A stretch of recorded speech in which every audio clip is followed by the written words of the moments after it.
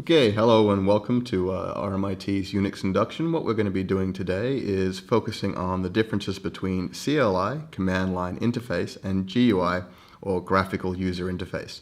What I'm going to do now is I'm going to start by opening the Command Line Interface. What we're going to be using here is something known as Terminal.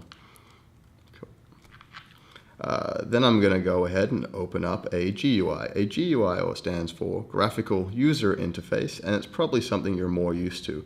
A GUI is anything where you can click on or pretty much use the mouse. So on my right, I've opened up the Home folder using the default Explorer, and this is known as a GUI. So what I'm going to do now is I'm going to compare and contrast Command Line Interface on my left and Graphical User Interface on my right. So the first thing I'm going to do is I'm going to make the font just a little bit bigger, just so it's a bit easier to see. With command line interfaces, you have what's known as commands. Commands are what you type into the command line interface to perform tasks. For example, ls. ls is a list command.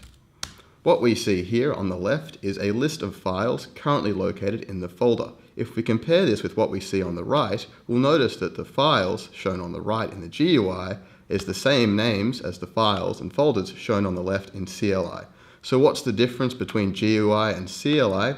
CLI uses commands to perform tasks, while GUI uses mouse inputs and input from the user to perform tasks as well. So you can do just about the same with GUI as you can do with CLI, but CLI allows you to go further as well as work faster.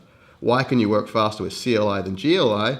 Is because CLI is you're only limited by how fast you can type and think, while GUI there's a bit more loading and a bit more user interaction, i.e. more stuff is happening with the GUI, and CLI is simpler and allows it to go faster because there's less stuff to load.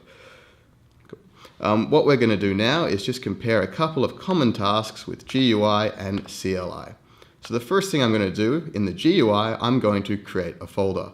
Hopefully all of you have created a folder before. If you haven't, just look at the video and watch along. So typically the same in most operating systems, I'm going to right click and go create new folder.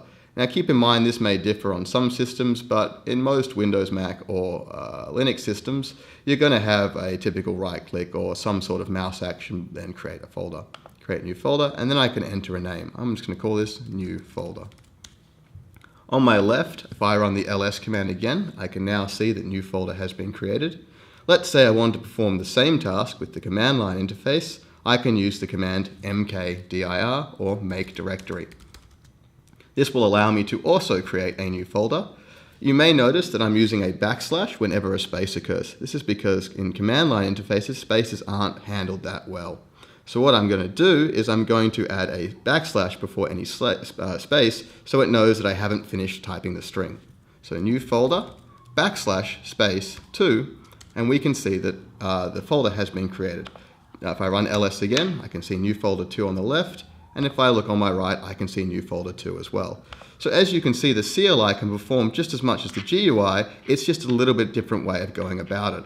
What I'm going to do in the next video is I'm going to show you some more commands, as well as explore a lot more functionality and a lot more tasks the CLI can perform.